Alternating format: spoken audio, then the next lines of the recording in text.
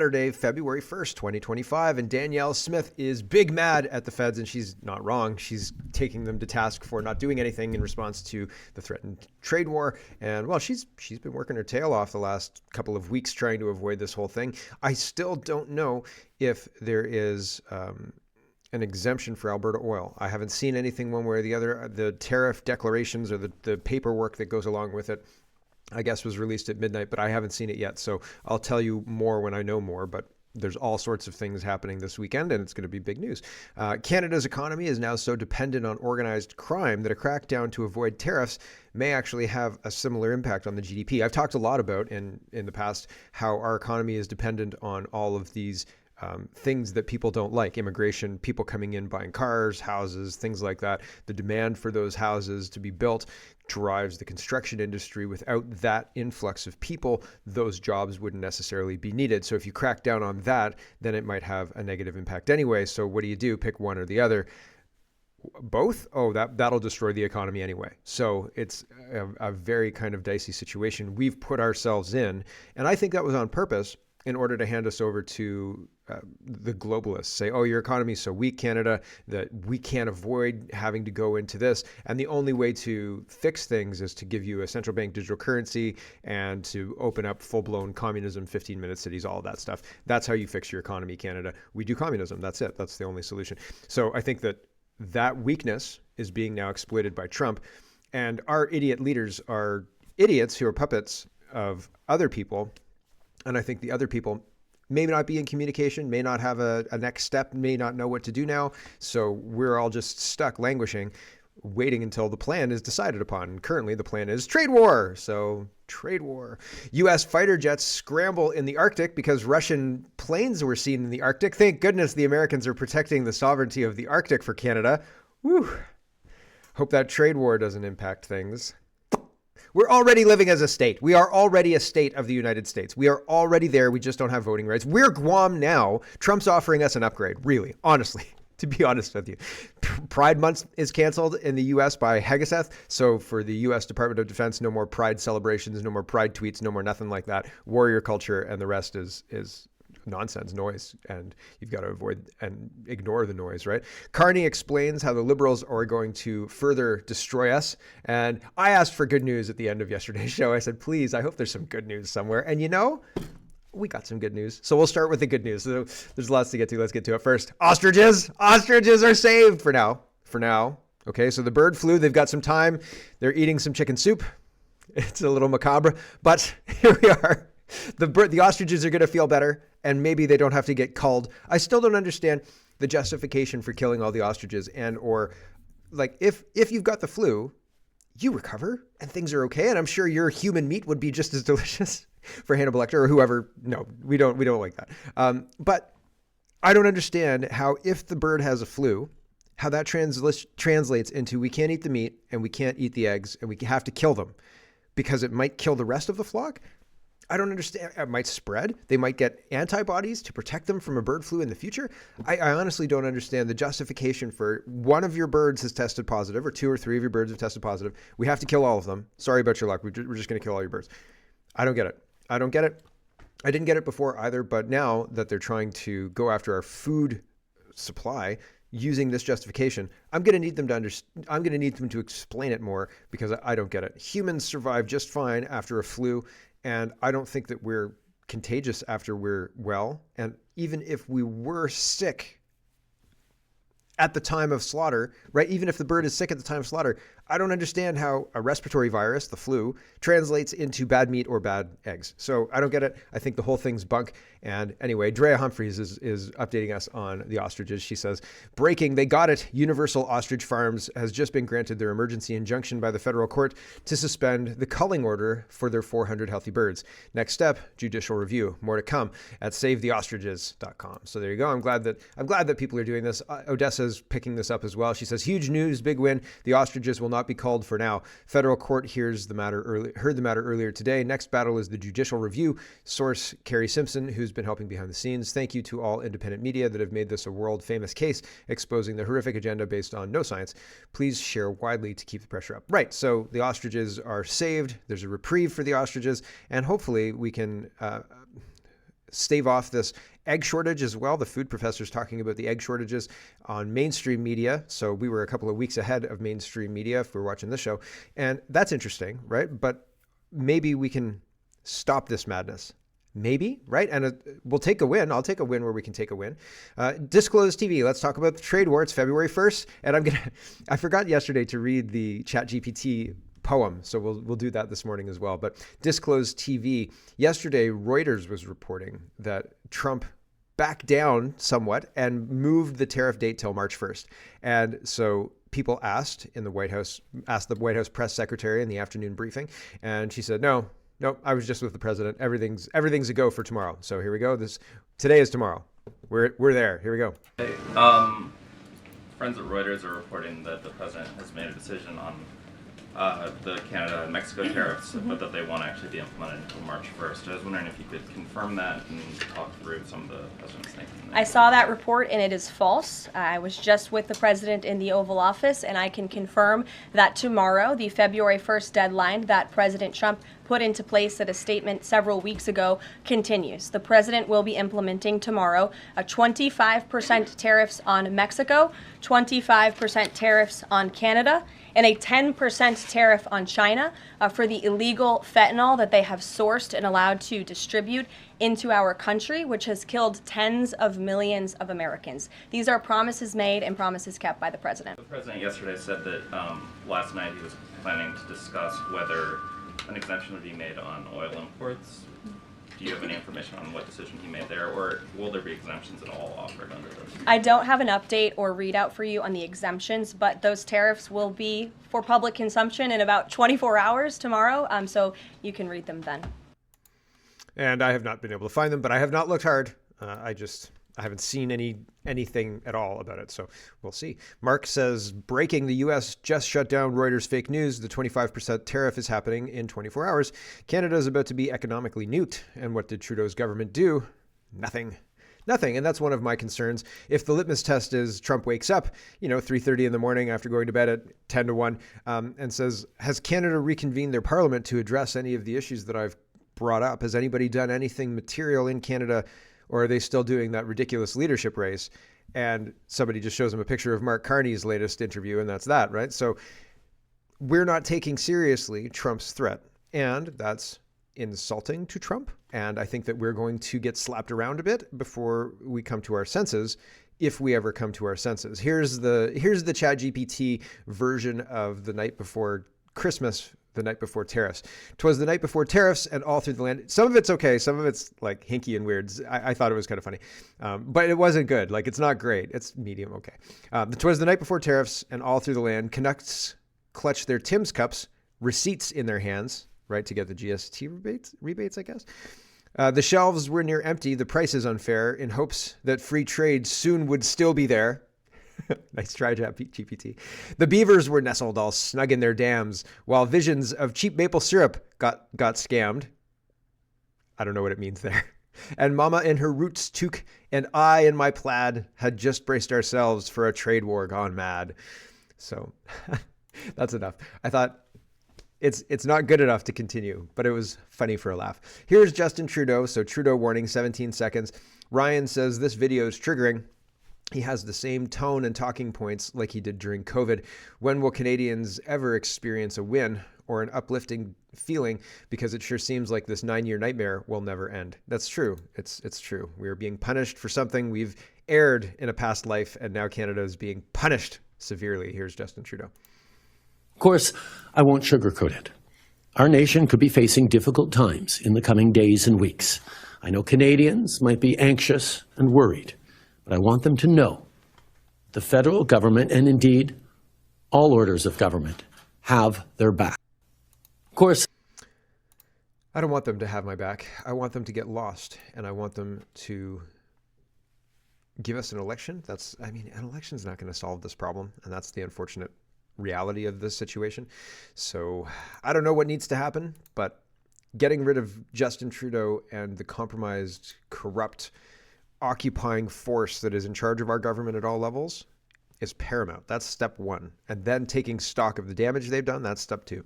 Part of the damage, Jacob says, Canada is on the brink of economic collapse, driven by far-left woke policies over the past decade. Here's a video of the food bank lineup downtown Toronto. It stretches over 4 blocks. This looks like a third world country now. Pretty crazy. Food bank lineup. Right? Lots and lots of people lined up to get food. And that's not how it used to be in Toronto. Rex Glacier says, what's with Canada becoming the new home of these terrorists while they brag about it? This is part of Trump's ask is get rid of the fentanyl, close the border to terrorists. We keep bringing people from Gaza here who are largely viewed as radicalized people who hate the United States, hate the West, hate Israel, hate everything they stand for. And so Canada is bringing these people in. And in Edmonton, a Palestinian flag raising ceremony took place at the opening of the Palestinian Center in Edmonton, Alberta. Do you think they will be caught promoting terrorist groups' violence on October 7th, like we've reported on Palestinian House in Mississauga? So we have politicians giving space, buildings, emotional support through flag raising. And that's part and parcel of what Donald Trump is talking about. And his tools to address it are slap a 25% tariff on them until they smarten up. And instead of looking at that and saying this behavior is contributing to this problem, we're doubling and tripling down on a trade war that we're going to lose, and they're going to bankrupt the country using tax dollars to pay Canadians to work, but the work isn't real work. It's not work born of trade and born of production, but it's work born of necessity. Like here's your UBI, don't starve, right? And so I think that we're acting stupidly in response to Trump's ask. Trump's ask is very reasonable, and we're going to a trade war and supporting the terrorists, which doesn't make any sense. It's insane. It's an insane response. Here is Palestinian flag being raised in Edmonton.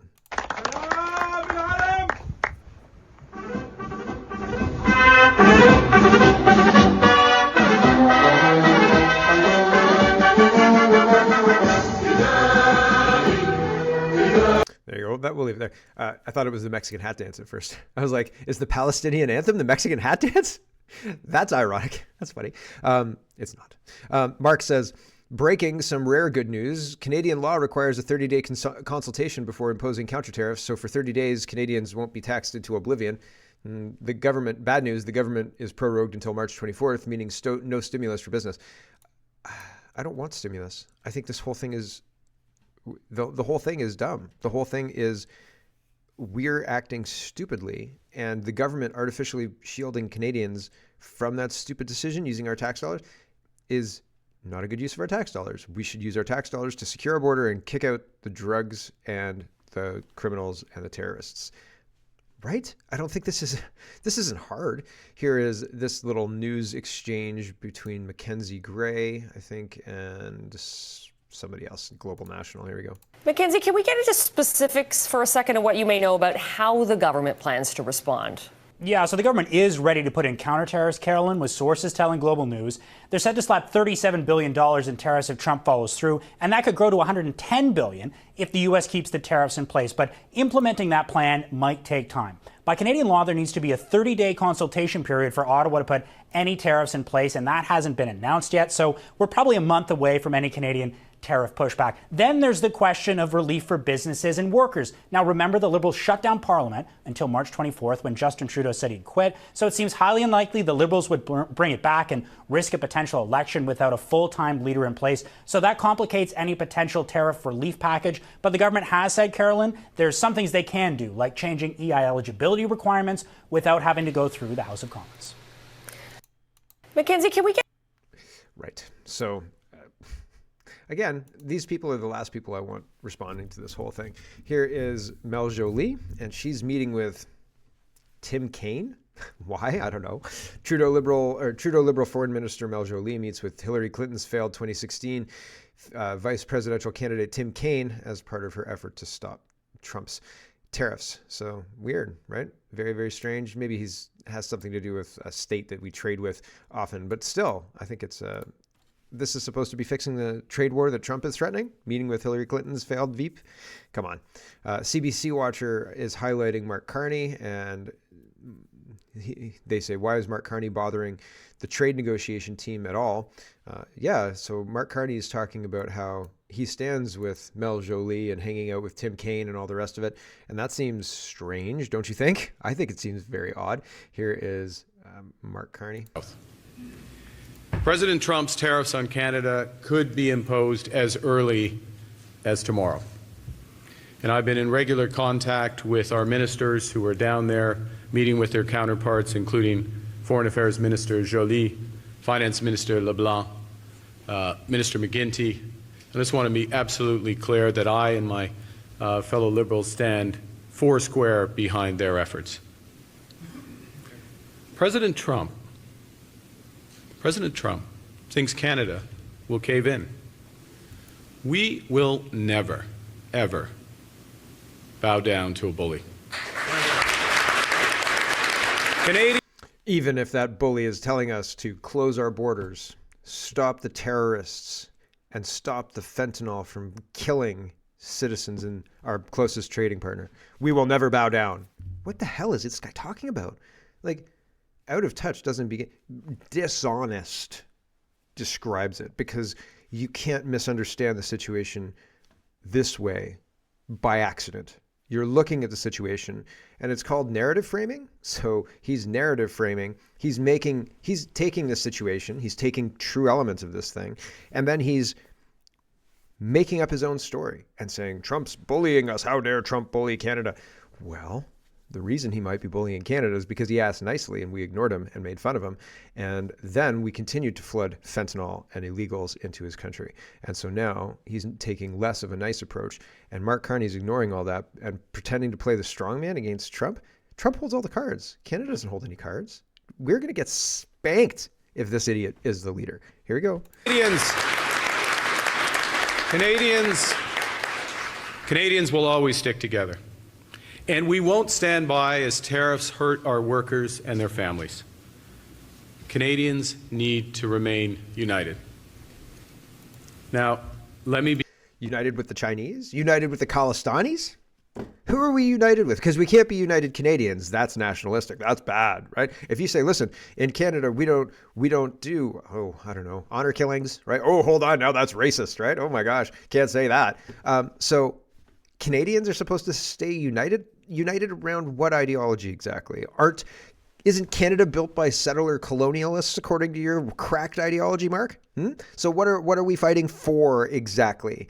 I think I'd rather have First Amendment and Second Amendment, because the Liberals in charge froze my bank account not my bank account, but froze a whole bunch of Canadians' bank accounts based on no charge, no conviction, and bullshit emergency powers, War Measures Act they used against peaceful truckers, but they won't use against terrorists in our country. And you know who's noticed? Oh, the United States. So I don't want to fight for that, Mark. I don't want to fight for that Canada, the Canada that Mark Carney represents.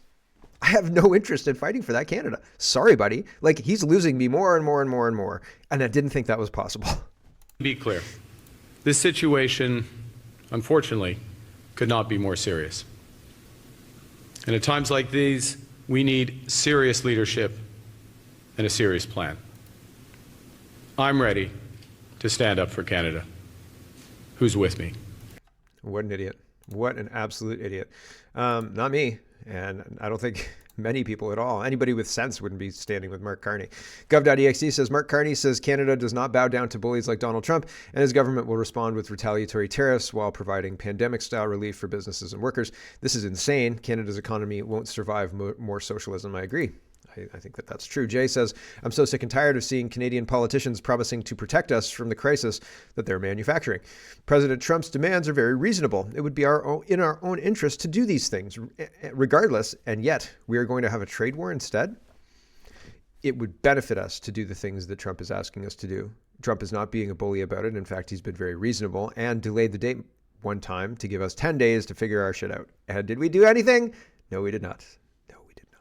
And do we deserve any of this? Not the people, not the citizens, but I don't think that this is targeted at the citizens. The citizens are going to feel impact. They're going to pinch, and that's not good. But at the same time, without doing this, our government continues to languish. if there's no pressure, they can continue to abuse us. This applies pressure, and the pressure changes things. And so that's the only power, and short of military invasion, that Trump has. And he's going to put that economic pressure on us until we crack. And the way we are going to crack, likely, I think well, I don't know, because the people in power right now don't want Canada to become a part of the United States. But I don't think that they have the leverage to stop it. Trump's not negotiating with them. He's negotiating with the Canadian public currently. He's saying, don't you think it would be a good idea? You can avoid these tariffs if you do this. He's not saying to Justin Trudeau, Canada, well, he's trolling Trudeau by saying you could be the governor of the 51st state. But it's a serious undertone, okay? This is how you get out of this. This is the get out of jail free card. If you want to suffer, you can suffer, and that's your choice. But if you don't want to suffer, here's how you do it. And, Trump wins, I win, the citizens of Canada wins, and the people who lose are the Chinese assets who are in charge of our government currently. And, I'm pretty okay with that at this point in time. Because, as I've said, what exactly am I fighting for? A judiciary that's completely cracked? A Senate that's been stacked by Justin Trudeau? A House of Commons that has no interest in fighting for the citizens because they work for foreign governments? Like, what are we fighting for here in Canada exactly? Because fixing all of that, I don't think Poilievre's going to be able to fix all that. And indeed, he's making noises about counter tariffs too. So it's not like Poilievre's walking in with, I'm going to call Donald Trump and I'm going to say, what do you need me to do? Be specific. I'll do everything on your list unless it's wildly outside of common sense. And I don't think it will be, but just let me know what you want me to do and I'll get it done. Instead, we've got trade war, and Poilievre's going to do a trade war. Justin's doing a trade war. Carney's going to do a trade war. Chrystia Freeland's going to do a trade war. They're all doing a trade war. And so what's the solution? Fighting Canada first says, yes, I want a trade war. I don't want a trade war. I think it's stupid. We're being stupid. We should do what Trump asks. We should stop framing this as Trump's being a meanie and we have to, Canada first and Team Canada and all this crap. It's bullshit. Team Canada called us racists. Team Canada said, you're not allowed on the plane, you dirty, unvaccinated person. Team Canada can shove it where the sun don't shine. Sorry about your luck. I'm not interested in this garbage. I'm not interested. Patriotic Canadian? Sorry, that boat sailed a colonial ship to another country years ago. F it. Honestly, I love this country. I love Canada, and I wanted to prevent what's happened. But now that it's happened, we have to play the hand we're dealt. You can't go back in time. And I don't see a way of putting Canada back to common sense, even 2010 common sense, right? And 2010 common sense, I mean, it wasn't perfect. It was a sight better than it is now, but it wasn't perfect. And it certainly doesn't represent a win condition, right? Like, jeepers creepers. More on this. Dominic says, breaking, U.S. fighter jets were scrambled after Russian warplanes were spotted in the Arctic. What happens when Trump says deal with your own national security? Do you want to be invaded by Russia?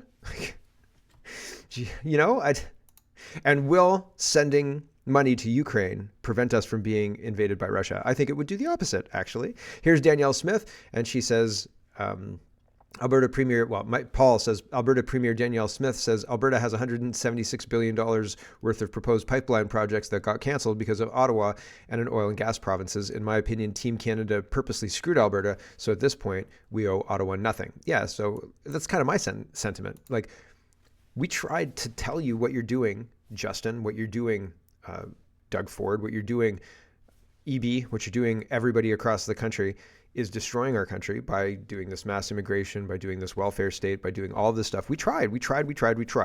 And you said that's racist, that's colonial, that's this, that's that. And Team Canada does this. And we were supposed to get on board. And now all those people are supposed to get on board this trade war. Again, I'm not on board. I'm not on board. I think that they have used up all their goodwill, and I hope they get crushed like a bug. I really, on the world stage, I hope Trump crushes them like a bug. We might get collateral damage, like Canada might get collateral damage. But we were told, and I don't know what else we can do. I honestly don't. Danielle Smith's done everything she can do. Here she is basically saying, I think what I'm saying. Here we go. You look at pipelines in particular, we had $176 billion worth of proposed projects that got canceled because of the uncertainty created by various government laws, the ban on export of bitumen from the West Coast, the No More Pipelines bill, the threats of net zero electricity grid, of an emissions cap on oil, emissions cap on methane, net zero vehicles. The list goes on and on and on. And all of that dampens investment. And we've seen the results of it. You look at pipelines in particular. We see the results of it, right? So yeah, it's bad. And it's on purpose. Tom Quiggin says the American government wants to use military force against fentanyl drug cartels.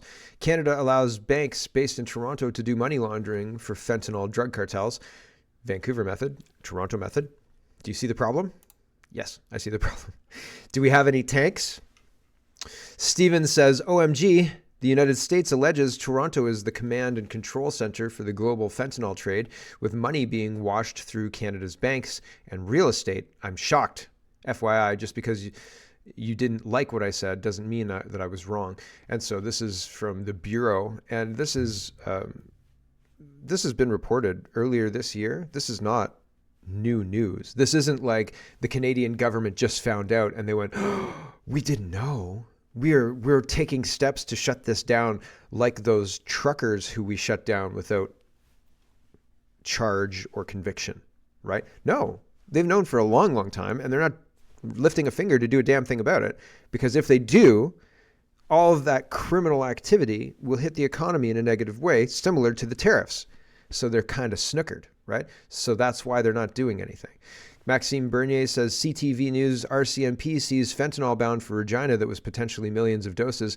And who are the suspects? If you read the CTV News article on the left, you won't find out. But if you click on the inserted tweet and link to the RCMP statement on the right, they give you the information. Why? So on the left, the CTV News article, it's a 26-year-old and a 28-year-old, both from Calgary, who were charged with trafficking, controlled drugs, and substances act and possession for the purposes of trafficking. Both suspects said they were traveling to Regina. And here's the readout. As a result of the continued investigation, 26-year-old Sawit Narla and 28-year-old Kurwar Deep Singh, both from Calgary, are each charged with trafficking, Section 5.1, controlled drugs, blah, blah, blah, blah. So super duper weird, right? Why is CTV sanitizing the names of these people who are committing crimes in our country? Are they citizens, or are they just here illegally? Are they here on a student temporary thing? Like, there are so many questions and none of the answers, right? Jason Levine is reporting Danielle Smith on January 30th, went down and has been doing lots and lots of press, and they invited Fox News down to the border to show them who and how their border system was working. And Danielle Smith says, Fox Business and Fox News visited us at our Alberta border and have been running news stories like this all day today. Again, Justin Trudeau, please appoint a border czar by this weekend, and let's demonstrate to Donald Trump and our American allies how serious we are about this. And Jason Levine highlights this, and I think it's a good bit of color. Alberta, he says, I've spoken with someone in Alberta in Danielle Smith's office, and I now understand why this is happening, and I support Premier Smith on her steps in securing the Alberta-Montana border. It appears that Premier Smith does not trust the RCMP and the CBSA, Canada Border Service Agency, to do their jobs of stopping the crime at the Alberta border. This is why she's using Alberta sheriffs, not the RCMP, for law enforcement. In this entire video, the RCMP and CBSA were not mentioned, not even as partners. Premier Smith is also calling for the creation of a border czar to work with their U.S. counterpart. This is because both Trump and Smith's government understand that the RCMP and the CBSA have failed to keep Alberta safe. Yeah, so that's interesting, and I think that that's an accurate readout of what's going on. If Canada had appointed a border czar, if Canada had taken this whole thing seriously, maybe we wouldn't be in this position of tariffs and things like that now, but we didn't. Instead, what did we do? Project Transparency says Canada is a day away from economic-wide 25% tariffs, but yesterday, the government gave $81.8 million to nonprofit organizations across Canada to deliver mental health, S2LGBTQI plus business support and tourism projects. That's the equivalent cost of leasing 33 Black Hawk helicopters. Autonomous flight or no? Or 698 Sky Rangers R-70 drones to help address the U.S. concerns about the border security and avoid the tariffs. Are the Sky Rangers the Chinese-made ones, or are those the ones that we can use for border security? The ones we didn't buy. Project announcements today: 45.5 or 41.5 million to 106 Rainbow Mafia projects across Canada, 20 million to 10 nonprofits to administer the School Food Infrastructure Fund, SFIF, to further distribute funding to additional nonprofits, 17 million to 10 nonprofits and universities in BC to support business development. All of this money is to activists. All of this money is washed through NGOs, and we'll see it in street marches and things like that. It has nothing to do with really giving needy people access to anything that they need. 3.5 million to nonprofit organizations in Nova Scotia that run business development programs. Very specific. 1 million to 7 projects in Corner Brook, Newfoundland to stimulate the economy. 1 million to develop an energy innovation hub in Saskatchewan. So it's a whole bunch of an energy innovation hub for $1 million. I don't think that's going to do it. Here is Buzz TV, or 6 Buzz TV, and they say Harvey's is offering free poutine to the United States if the U.S. becomes the 11th province of Canada. Nope. That's going to be a big fat nope. But it's a funny joke, I guess. Danielle Smith says, I appreciate retired General Rick Hillier and retired Lieutenant General and ex-Liberal MP Andrew Leslie for supporting the idea of appointing a retired general to be Canada's border czar and coordinating with the Americans to secure the border and avoid tariffs. Time is short. It's time to act today. And so, yeah, they didn't act. And so I'm sure there will be some kind of announcement. I haven't seen anything official yet, but I don't know. We'll see. Maxime Bernier says, I've been saying for years that the Canadian supply management system for dairy, poultry, and eggs is inefficient, unfair, and costly for everybody. If it only favors a small, overly influential cartel, it should have been abolished when we negotiated free trade with Trump in 2018. Now he's back and even more determined to get rid of it. Let's sit down and do the right thing for both of our countries. Yeah, I mean, I want $2 milk. That'd be great. $2.50 in Kentucky. And sure, it's full of hormones, but it was milk. I'm sure I could get non-hormone milk in Canada post-dairy cartel being in charge, right? Post-supply management? I think so. We'll find out, though. Lori Goldstein says, Canadian economy shrinks in its biggest decline in a year. Early estimates suggest the GDP gained momentum to close off the year, but now things are looking pretty dire. And Cheryl says, on the cusp of tariffs, after 9 years of anemic productivity, uncontrolled immigration, ideological-driven redistributive economic policies, Canada under the Trudeau Liberals could not be in a worse position. You can't do this to a country like Canada by accident in this short a time. This kind of stuff is done on purpose and for a reason. It's not on purpose just to see how much they can destroy the country for fun. They're doing it for a reason. And I mean, I think the reason is replacement, to take the valuable oil and minerals. The whole country is very valuable, right? So how many people do you import before the native population who's here and running things currently is no longer able to maintain? I mean, the people who are here and running things currently do not work for the citizens of Canada, right? And so the citizens in Canada who are choosing are already so disenfranchised that if you get a group of people who understand how to wield political power, they're already more effective than old stock Canadians, right? And so that's a pretty scary place to be. Here's News Talk 1010, and they're reporting on eggs. The food professor, Sylvain Charlebois, gets cracking on a conversation with Shane Hewitt about eggs and why they're so expensive. And so it's a little bit long. Well, I mean, we know why. We've been following this story, so we're going to carry on. But the mainstream media is lagging, and I think that's interesting. That's an interesting thing to be well ahead of the mainstream media with regards to news stories like that, right? So very crazy stuff. Better Dwelling is talking about how, and I talked about this at the beginning of the show, but how very fragile Canada's economy is. And if you turn off even the illegal flows of money, we're going to get into a situation where Canada's economy is taking a big, big hit. And so how much of our economy is based on criminal activity? I think it's way higher than we think. Better Dwelling says Canada cleaning up money laundering hits GDP the same as tariffs. Yikes. Gravy and cheese curds, Tegan and Sarah, denim and denim. There's only one iconic duo that trumps those those to Canadians, and it's the tightly integrated economies of Canada and the United States. Like all bromances, I don't really understand that. This relationship is going through a bit of a rough patch with the new American administration threatening to impose 25% tariffs, that's today, on Canada. But only if we don't make drastic changes to immigration and stop turning a blind eye to transnational organized crime. If hit with tariffs, Canada's GDP would take a massive hit and plunge into one of the worst recessions on record. Surprisingly, Canada's economy is now so dependent on organized crime that a crackdown to avoid tariffs may have a similar impact on GDP. Dough. Canada and the U.S. have a close economic relationship threatened by tariffs. So hold on a sec. They go into what would happen, right? So sounds simple. Just clean up the border, tighten immigration, and crack down on illegal drugs, right? Tragically, that would obliterate Canada's 7th largest industry, money laundering. Money laundering is the act of obfuscating the origin of funds, often obtained through illicit sources. It generally involves 3 phases to properly conceal it: placement, layering, and integration. Placement is the first stage. It involves the introduction of capital into the system. This can be cash deposits at a bank, a bar, a restaurant, invoicing extra sales, an art dealer selling pieces at inflated prices, or a developer taking a bag of cash as a deposit on a new home. Layering is the second step. It involves obfuscating the point of placement by layering on transactions. Business activity is generated multiple times in the best operations. One example would be taking casino winnings and turning it into a deposit on a home and using a falsified tenant to pay rent on the units.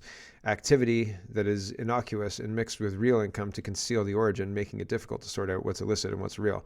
The integration is the final phase, and it's exactly like it sounds. The funds are integrated into the general economy in a way that makes it impossible to remove without stamping out legitimate funds. If it were a movie, this is where the dodgy criminal yells, "This is harassment, I'm a legitimate businessman," at a cop asking questions about the source of funds. In order to not attract attention when spending laundered cash, the line between real and artificial business needs to be indistinguishable. Notice something important. In each phase of laundering, significant economic activity is generated. It even generates a significant amount of tax dollars, something most policymakers with an addiction to spending hate to lose. Since spending flows through the economy and results in spin-off activity, this generally boosts the economy. In fact, since the objective is to spend as quickly as possible, laundering is likely to be a much higher velocity contributor to GDP. However, let's stick with the average capital velocity of a GDP component for the math on this one. Most Canadians can't even imagine how extensive the country's problem has become. When BC's anti-money laundering inquiry released its final report in 2022, it estimated the national volume of funds obviously laundered to be around $100 billion annually as of 2018. Using standard GDP multiplier, that works out to just over 6% of the economy. Yikes. Like that's pretty big. Shockingly, that's right around where Canada would be with broad tariffs for not cracking down on the illicit activity that's backstopped the economy. If half the impact occurs at once to avoid tariffs, they could very well be larger than 2.5% tariff-driven GDP contraction. It would be surprising if policymakers weren't aware how this impacts the economy, especially their tax revenues either way. However, if they are aware, it makes sense why all but one political leader decided to take the path of highest conflict instead of aiming for a speedy resolve. At least we know the impact means we're damned if we do and damned if we don't. So, yeah, yikes. Like, that's not a good place to be. So, but it does bear out kind of what I've been saying. Like, my gut feeling was that our finances are so effed that if we stop it, that we can't fix it easily. And taking a big hit on the GDP one way or the other, if they take the hit on the money laundering, then they have to mea culpa and say, we did this and it's our fault. And, now we have to take some medicine and, be better and blah, blah, blah. It's their fault and they have to eat crow, right? But if they blame Trump, ho, ho, ho, now that's somebody else's bag and you can hand it over to them and say, you are a jerk, sir, right? And that's what Hello, everyone. Thanks very much for watching. This is just a short version of a longer show. If you'd like to get the whole show, you can go over to CanadaPoly.com and sign up for a subscription. Just look in the drop-down tab for Shop and Donate and look for subscriptions, and you'll get immediate access to the full show. Love to see you. Thanks for watching, everybody. Have a wonderful, wonderful day.